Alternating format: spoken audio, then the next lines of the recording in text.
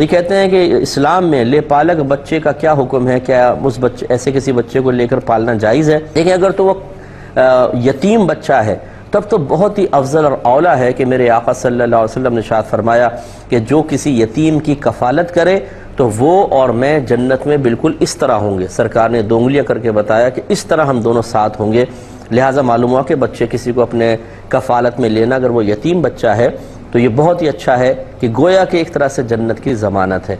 लेकिन उसके साथ फिर रवैया वही प्यार वाला हो, मोहब्बत वाला हो। ये नहीं कि धुतकार रहे हैं, अपने बच्चे टीवी देख रहे हैं उससे कह रहे हैं जा सौदा सलफ लेकर आ, नौकर बन गया है, फ्री के अंदर नौकर मिल गया है, ऐसा नहीं। फिर उसके साथ रवैया भी बहुत अच्छा रखना होगा। तो ये हमारे मज़हब इस्लाम में जायज़ है, बच्चे को ले सकते हैं, पाल सकते हैं और उसकी कफ़ालत वगैरह कर सकते हैं। और इसी तरह ज़रूरी नहीं कि यतीम हो, बाज़ औक़ात जैसे बहन है उसके 8-10 बच्चे हो गए, भाई के पास नहीं है तो उसके बच्चा ले लिया कोई, तो इसमें कोई हरज नहीं है, कर सकते हैं।